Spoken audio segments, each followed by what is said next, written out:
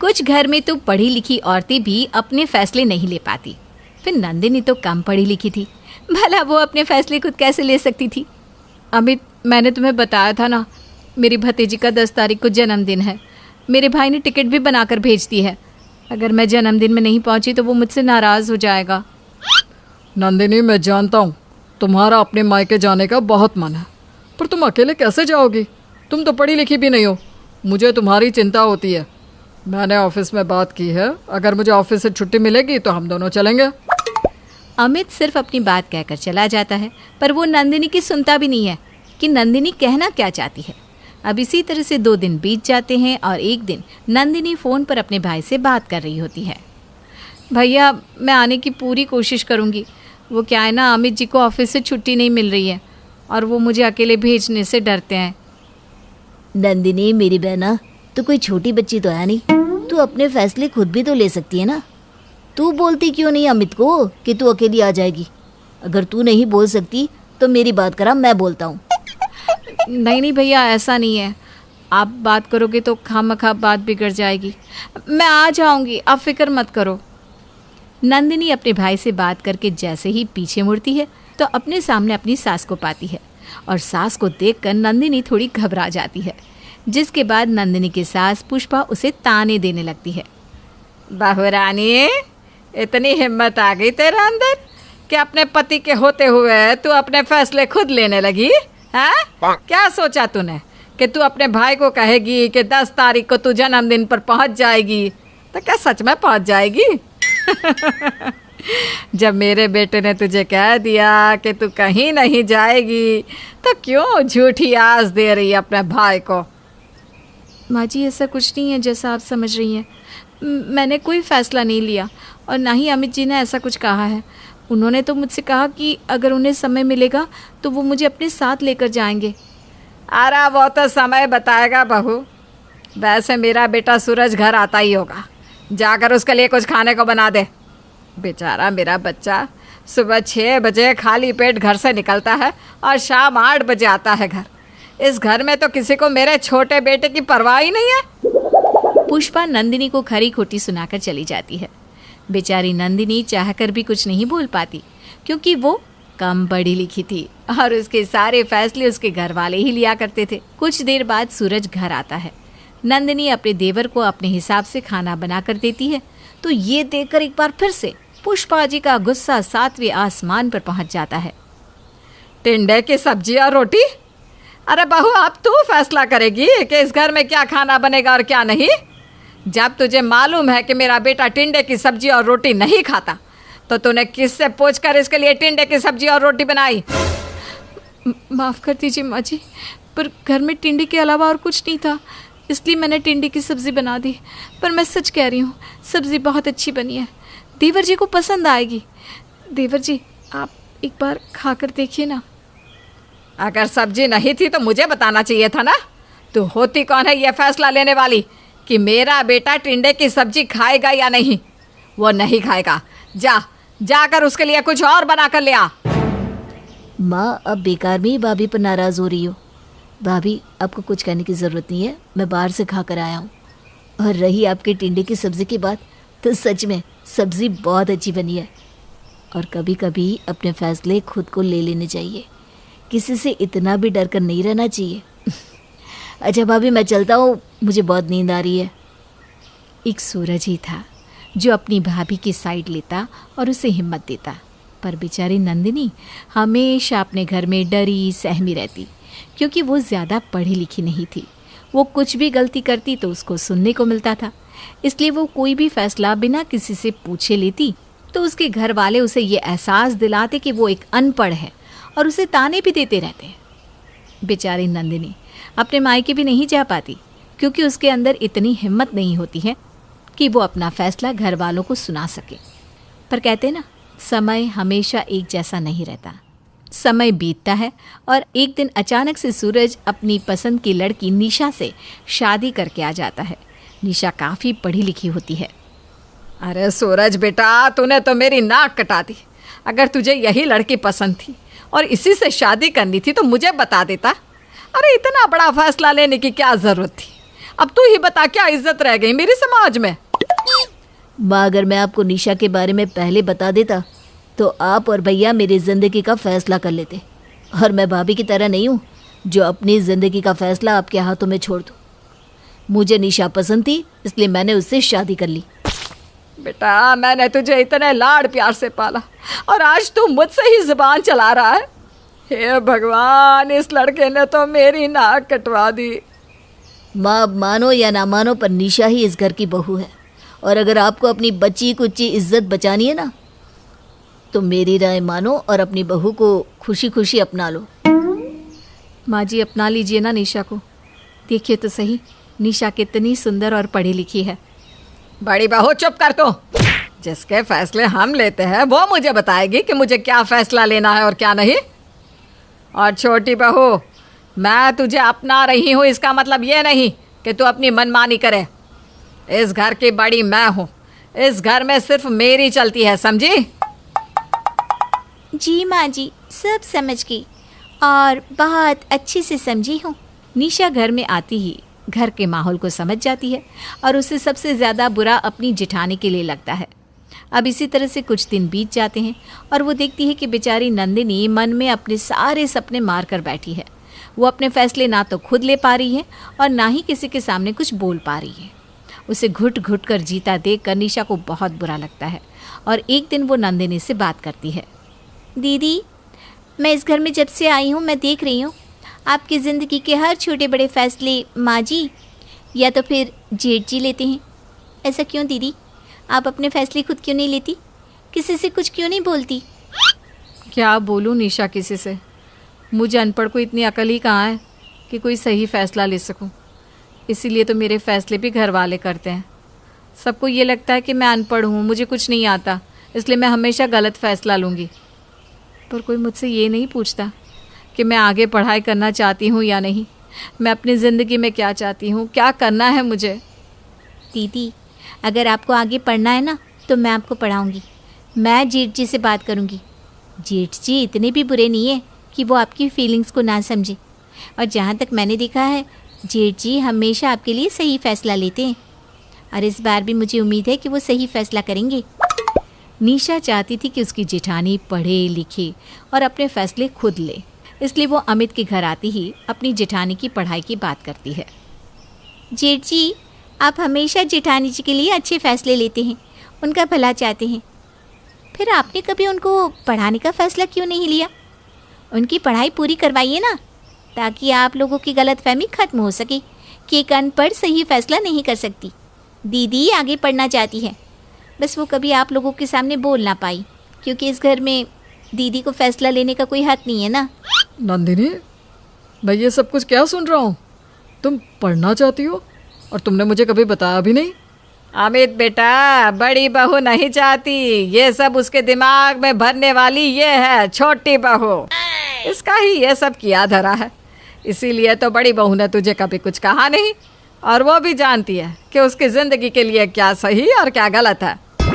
ऐसा नहीं है माँ जी, ये आपकी गलत फहमी है। मैं अपने लिए सही फ़ैसला खुद ले सकती हूँ और मैंने फ़ैसला कर लिया है कि मैं अपनी आगे की पढ़ाई पूरी करूँगी।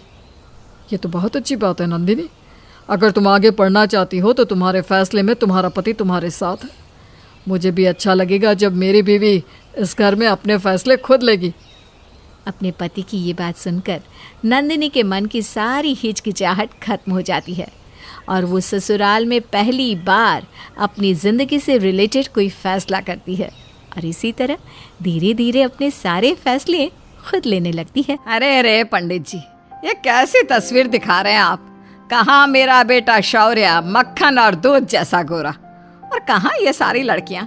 ना ना ना, अरे इतने बड़े गोले में क्या कोई सुंदर लड़की नहीं है? गोरी एकदम खूबसूरत। अब मेरे हीरो बेटे की मैं एक हीरोइन जैसी लड़की से ही शादी करूंगी ना। हाँ भैरवी जी, लेकिन आपके बेटे की कुंडली भी तो किसी गोरी और सुंदर लड़की की कुंडली से मिलनी चाहिए ना। एक भी गोरी लड़की की कुंडली का मेल आपकी शौर्य की कुंडली के साथ मिल ही नहीं रहा। अब आप ही बताइए क्या करें हम तो पिछले 2 हफ्तों से तलाश कर रहे हैं। ठीक है, कोई मामूली बाजार का सामान नहीं खरीदना है, मेरे बेटे की शादी करानी है। कोई जल्दबाजी नहीं है। आपको जितना समय लेना है लीजिए, लेकिन लड़की एकदम गुणवान, खूबसूरत, गोरी, सर्वगुण संपन्न, पढ़ी लिखी और घर के सारे काम करने वाली हो, ना नुकर और नखरे वाली नहीं, ठीक है? जैसा आप कहे भैरवी जी, चलता हूँ। जय माता दी। जय माता दी। भैरवी अपने बेटे शौर्य के लिए एक गोरी और सुंदर लड़की की तलाश में थी। उसे हमेशा से ही अच्छे चेहरे और गोरी चीजें पसंद थी और इसी के चलते उसने पंडित जी से लड़की चुनने के लिए कहा। रात में शौर्य जब दफ्तर से लौट आता है तब खाना खाते वक्त पिता पुरुषोत्तम कहते हैं, अरे शौर्य बेटा, कैसा रहा आज का दिन? ठीक ठाक था पिताजी, थोड़ा स्ट्रेसफुल, थोड़ा लेजी। तेरे इस स्ट्रेस को ही तो भगाने के लिए तेरी शादी कराना चाहती हूँ मैं, जल्द से जल्द। मैंने पंडित जी से भी बात कर ली है। अब बस कोई सुंदर लड़की मिल जाए जिसकी कुंडली तेरी कुंडली से मिलती हो। माँ, मैंने आपको पहले भी कहा है कि मुझे शादी की कोई जल्दबाजी नहीं है। अभी अभी तो मेरा करियर शुरू हुआ है। I want to explore. मुझे और तरक्की हासिल करनी है और काम करना है माँ। अरे कल मुँह काम तो जिंदगी भर करता रहेगा, लेकिन शादी की उम्र रहते ही शादी कर लेनी चाहिए। अरे अभी शादी नहीं करेगा तो क्या बुढ़ापे में लाठी के साथ फेरे लेगा? हैं? बात करता है। चुपचाप ये फुल्का खत्म कर और ये दाल भी। खाने पे कितने नखरे करता रहता है। 2 घंटा पसीने में गैस के सामने खड़े रहकर इतनी मेहनत करो और फिर ये महाशय ऐसे मुंह टेढ़े मेढ़े करते हैं। न जाने कब मेरी बहू आएगी और इन सब से मेरा पीछा छूटेगा। 2 दिन बाद पंडित जी एक सुंदर लड़की का रिश्ता लेकर आते हैं जिसकी कुंडली शौर्य की कुंडली से मिलती है। लड़की का नाम कोयल होता है और उसके माता पिता का नाम देविका और रामचंद्र। दोनों परिवार रिश्ता पक्का करने के लिए एक साथ आते हैं और जब भैरवी कोयल को देखती है तो वो उसे देखकर पूरी तरह आश्चर्यचकित रह जाती है। कोयल ने खूब सारा मेकअप किया होता है। नमस्ते भैरवी आंटी। अब नमस्ते नमस्ते बेटा। वैसे तुम नैन नक्शे तो बहुत सुंदर हो, लेकिन तुमने इतना सारा मेकअप क्यों थोपा हुआ है? पक्का मेकअप ही है या घर का आटा लगा कर आई हो सच के? नहीं, दरअसल मुझे ना मेकअप करने का बहुत शौक है। बचपन से हीरोइन बनने का सपना रहा है, लेकिन बस पूरा नहीं हुआ। क्या हुआ भैरवी जी, पुरुषोत्तम जी, आपको कोयल कैसी लगी? हाँ शौर्य बेटा, तुम भी बताओ, क्योंकि हमारी तरफ से तो ये रिश्ता फुल ऑन पक्का है भाई। भैरवी कोयल को अच्छी तरह निहारती है और फिर 1 मिनट तक सोचने के बाद वो अपना फैसला सुनाती है। ठीक है, हमें भी ये रिश्ता मंजूर है। चलिए मुंह मीठा करते हैं। शौर्य बेटा, तुझे तो कोई एतराज नहीं है ना? नहीं पापा, मुझे कोयल बेहद पसंद आ गई है। और फिर कोयल और शौर्य का रिश्ता पक्का हो जाता है और उन दोनों की पूरे विधि विधान के साथ शादी होती है। शादी के बाद भी दिन भर कोयल अपने चेहरे पर मेकअप लगाकर घूमती रहती और तो और हाथ पर भी मेकअप लगाती है। भैरवी को ये सब बातें थोड़ी खटकने लगती है। ये कोयल बहू दिन रात चेहरे पर मेकअप शेकअप लगाकर ऐसे क्यों घूमती रहती है? वो कोयल से ही पूछ लेती है। कोयल बहू, या तुम 24 घंटे मेकअप लगाए क्यों रहती हो? अब तुम थोड़ी ना कोई फिल्म स्टार हो जो तुम्हें दिन के 12 घंटे वो शूटिंग करनी रहती है और मेकअप लगा कर ही रहना पड़ता है। माँ जी, अब मैं आपको क्या बताऊँ, मेकअप के बिना मैं रह ही नहीं पाती, चाहे कितना भी कुछ कर लो। माना कि मैं फिल्म की हीरोइन, फिल्म एक्ट्रेस नहीं हूँ, लेकिन फिर भी आई लव मेकअप। मेकअप और मेरा रिश्ता एकदम अटूट है, पवित्र है और मुझे और मेकअप को कोई अलग नहीं कर सकता। नेवर। मेकअप है तो जिंदगी है। अरे ये क्या बेसर पैर की बातें किए जा रही है ये लड़की? माँ, अगर कोयल को मेकअप करना पसंद है तो फिर उसे करने दीजिए ना मेकअप। कोयल के मेकअप लगाने से कोई प्रलय तो नहीं आ जाएगा ना? हाँ भैरवी, उल्टा तुम्हें तो सुंदर, सुशील और मॉडर्न फैशनेबल बहू ही चाहिए थी ना, तो फिर अब क्यों इतना वकीलों की तरह पेश आ रही हो? भैरवी चुप हो जाती है फिर रात में सोते समय भी कोयल अपना मेकअप नहीं उतारती और मेकअप में ही सोने जाती है। तभी कमरे के पास से गुजरते वक्त भैरवी कमरे के अंदर आती है और कोयल से कहती है, कोयल बहू, दिन का समझ में आता है, लेकिन रात को भी तुझे कोई देखने आता है क्या? तेरी भूत प्रेत डायन चुड़ैलों से दोस्ती है क्या, जो वो तुझे देखने आने वाले हैं रात के समय? हैं? नो माँ जी, पहली बात ये है कि मुझे मेकअप लगाना बहुत बहुत बहुत पसंद है। आपको बता तो दिया था मैंने पहले ही। और दूसरी बात ये है कि ये जो मेकअप मैंने लगाया है ना, वो बहुत एक्सपेंसिव है, महंगा है, और इसलिए मैं इसे इतनी आसानी से वेस्ट नहीं होने दूंगी। लगभग 4-5 दिन चलाती हूँ मैं एक मेकअप को, और फिर दूसरा लगाती हूँ। Full to full savings and all करती हूँ मैं। अब यही तो है एक सुशील सर्वगुण संपन्न बहू होने की टॉप क्लास गुण। यस और नो माँ जी? कोयल की इन बेतुकी बातों को सुनकर भैरवी का सर चकराने लगता है और वो बिना कुछ कहे चुपचाप वहां से निकल लेती है। भैरवी अपने कमरे में जाकर सोचती है, ये कोयल बहू की हरकतों में कुछ तो गड़बड़ नजर आ रही है मुझे। लेकिन क्या, आखिर क्यों वो दिन के 8 पहर मेकअप लगाए रहती है? शौर्य और पुरुषोत्तम जी तो हैं ही भोले, लेकिन मैं इतनी भी ना समझ नहीं हूँ। पता तो करना ही होगा कि क्या है इस बहू का राज। अगली सुबह जब कोयल नहाने बाथरूम में जाती है, तभी सास भैरवी कमरे में आकर पर्दे के पीछे छुप जाती है। अब जब बहू बाथरूम से बाहर आएगी तब तो मेकअप रहेगा नहीं। अब इस पर्दे के पीछे छुपकर मैं ये देखूंगी कि इस मेकअप के पीछे क्या है। आज बहू के राज का पर्दाफाश तो होकर ही रहेगा। थोड़ी देर बाद कोयल बाथरूम से बाहर निकलती है और तभी भी उसके चेहरे पर मेकअप लगा ही रहता है। इसे देखकर भैरवी और भी ज्यादा हैरान हो जाती है। फिर वो बहू के जाने के बाद खुद भी उस कमरे से बाहर निकलकर अपने कमरे में चली जाती है। यह लड़की है या मेकअप की दुकान, नहाते वक्त भी, हाय राम। फिर एक दिन जब भैरवी और कोयल बाजार में सब्जी खरीदने जाते हैं। 30 रुपए? ओके ओके ठीक है, पैक कर दो। क्या? 1 मिनट। अरे कोयल बहू, कुछ दिनों में ही अपने ससुराल वालों को कंगाल कर दोगी क्या?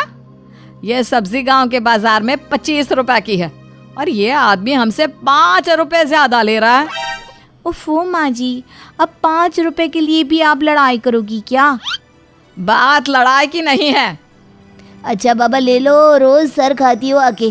अरे बिटिया 5 ही नहीं, ये तो 1 रुपये के लिए भी ना झगड़ा करती है। ऐसी है भैरवी देवी। ज्यादा बकवास मत कर, समझा? अरे अरे माँ जी, चलिए चलते हैं यहाँ से।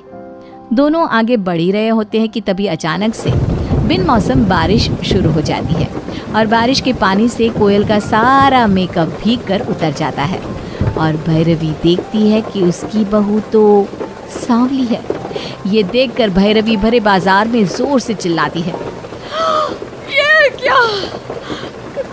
कोयल बहू, तो ये है तेरा राज? हाय हाय हाय, मेरे बेटे की दुनिया उजड़ गई रे।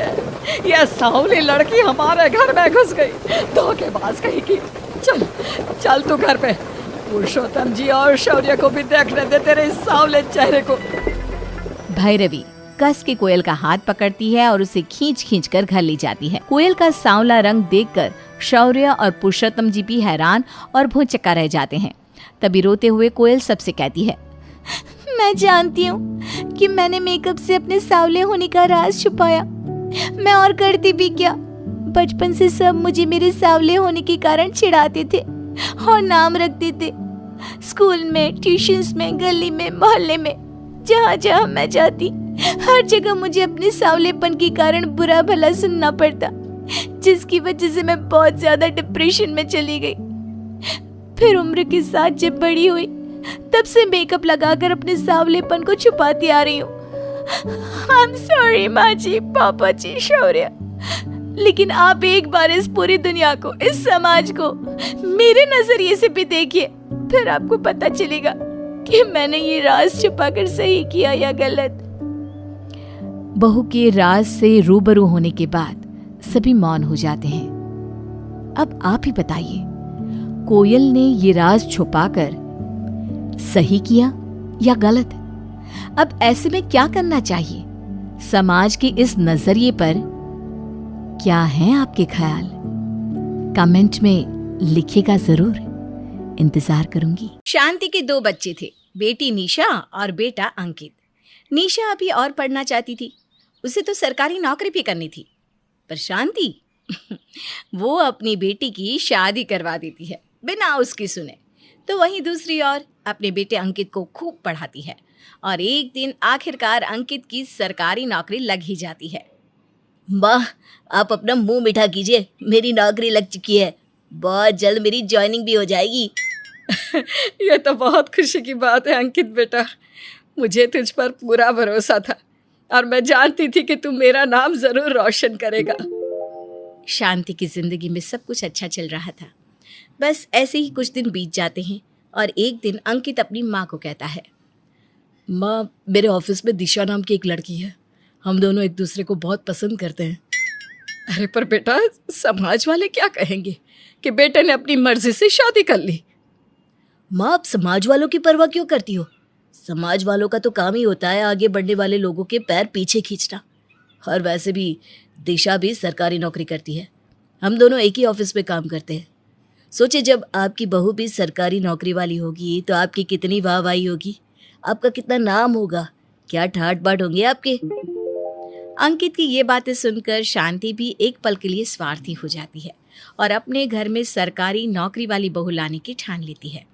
अब बहुत जल्द अंकित दिशा से शादी कर लेता है और बस शादी के बाद ही शांति के सपने टूटने से लगते हैं।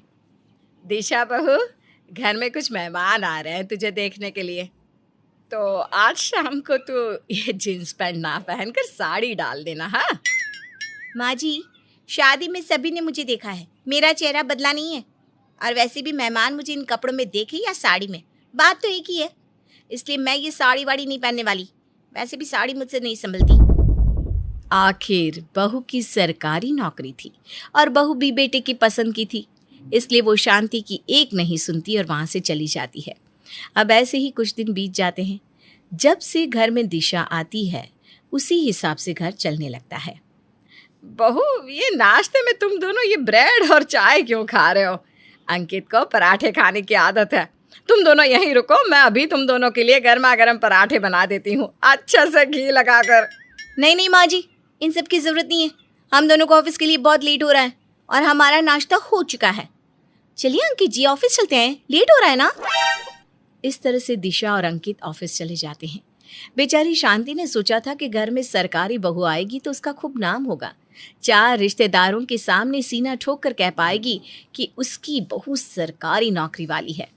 और ऐसा होता भी है, पर किसी को क्या पता कि बेचारी शांति ऊपर से जितनी खुश नजर आ रही है, दरअसल सरकारी नौकरी वाली बहू पाकर वो अंदर से उतनी ही दुखी है। हे भगवान, ये कैसी बहू मिल गई। इससे तो अच्छा मेरे घर में कोई गंवार बहू आ जाती। सरकारी बहू का तो घर में होना ना होना बराबर ही है। बेटे बहू के जाने के बाद शांति पूरा दिन घर में अकेली रहती है और खुद ही घर का सारा काम भी करती है। हमेशा की तरह आज भी शांति रात में अपने बेटे बहू का मनपसंद खाना बनाती है। पर ये क्या, रात के 11 बज चुके थे और अब तक उसके बेटे बहू घर नहीं आए थे। आज से पहले तो अंकित को घर आने में कभी लेट नहीं हुआ और आज रात के 11 बज गए। आखिर मेरे बेटे बहू रह कहाँ गए? अभी फ़ोन करके पूछ लेती हूँ। शांति फ़ोन करने ही वाली होती है कि तभी उसे अपनी बहू की हंसने की आवाज़ आती है। अब जैसे ही शांति अपने कमरे से बाहर जाती है, वो देखती है कि उसके बेटे बहू घर आ चुके हैं। क्या बात है बहू, आज तुम बहुत खुश लग रही हो। वैसे आज ऐसा क्या हुआ जो तुम दोनों को इतना लेट हो गया? पता है, मैंने तुम दोनों की पसंद का खाना बनाया है और कब से तुम्हारा इंतज़ार कर रही थी। मुझे तो फिक्र भी होने लगी थी। चलो कोई ना, आप जल्दी से हाथ मुंह धो लो और खाना खाने बैठ जाओ। माँ, आज हम दोनों बाहर से खाना खाकर आए हैं, इसलिए हम घर में खाना नहीं खाएंगे। और वैसे भी माँ जी, आज हम दोनों काफ़ी ज़्यादा थक चुके हैं, इसलिए अब हम दोनों को आराम करना है, तो गुड नाइट, आप भी सो जाइए। बेचारी शांति अपनी सरकारी बहू और बेटे का इंतज़ार करती रह जाती है। जब तक वो नहीं आ जाते वो भी खाना नहीं खाती। पर शांति के बहू और उसके बेटे को कोई फर्क ही नहीं पड़ता। अब ऐसे ही कुछ दिन बीत जाते हैं और एक दिन, बहू, तुम अपना और अंकित का सामान क्यों पैक कर रही हो? तुम और अंकित कहीं घूमने जा रहे हो क्या? नहीं माँ जी, हम कहीं घूमने नहीं जा रहे, बल्कि मैंने और अंकित ने मिलकर हमारा ट्रांसफ़र करवा लिया है दूसरे शहर में। इस छोटे से शहर में हम कभी आगे नहीं बढ़ पाएंगे। ये तो बहुत अच्छी बात है बहू, पर तुम्हें मुझे पहले बताना चाहिए था ना। मैंने अभी तक अपना सामान पैक नहीं किया। माँ जी, मैंने और अंकित ने आपको कुछ इसलिए नहीं बताया क्योंकि इस घर से सिर्फ मैं और अंकित जी जा रहे हैं। सरकार की तरफ से हमें जो रहने के लिए घर मिला है वो बहुत छोटा है, हम उसमें आपको नहीं रख सकते, इसलिए आप यहीं रहिए। हम दोनों हर महीने आपको खर्चा भेजते रहेंगे। पर बहू, तुम दोनों के अलावा मेरा है ही कौन इस दुनिया में? मैं यहाँ अकेले क्या करूँगी बिना अपने बच्चों के? माँ जी, आप इतनी सेंटी मत होइए। दुनिया में बहुत से माँ बाप ऐसे हैं जो अपने बच्चों से अलग रहते हैं। इस तरह से दिशा अंकित को अपने साथ दूसरे शहर ले जाती है और वो दोनों वहीं पर हमेशा के लिए शिफ्ट हो जाती हैं। अंकित और दिशा एक बार भी शांति के बारे में नहीं सोचते। अब शांति अपने घर में पूरी तरह से अकेली थी, पर जब ये बात निशा को पता चलती है तो उसे अपनी माँ के लिए बहुत बुरा लगता है और वो अपनी माँ को लेने के लिए आ जाती है। माँ, क्या हुआ? अगर आपकी सरकारी नौकरी वाले बहू बेटे ने आपको यहाँ अकेला छोड़ दिया, अभी आपकी बेटी जिंदा है। माना मैं कोई सरकारी नौकरी नहीं करती, पर मैं इतना दम रखती हूँ कि मैं अपनी माँ को अपने साथ रख सकूँ। और माँ, आप एक बात अपनी उस सरकारी नौकरी वाली बहू को कह देना कि खर्चा भेजने की कोई ज़रूरत नहीं है, क्योंकि आपका खर्चा अब आपकी बेटी उठाएगी। अपनी बेटी को देख शांति की आंखों में आंसू भर जाते हैं और निशा अपनी माँ को अपने साथ अपने ससुराल ले जाती है। इस तरह निशा अपने सास ससुर के साथ अपनी माँ की देखभाल काफ़ी अच्छे से करती है।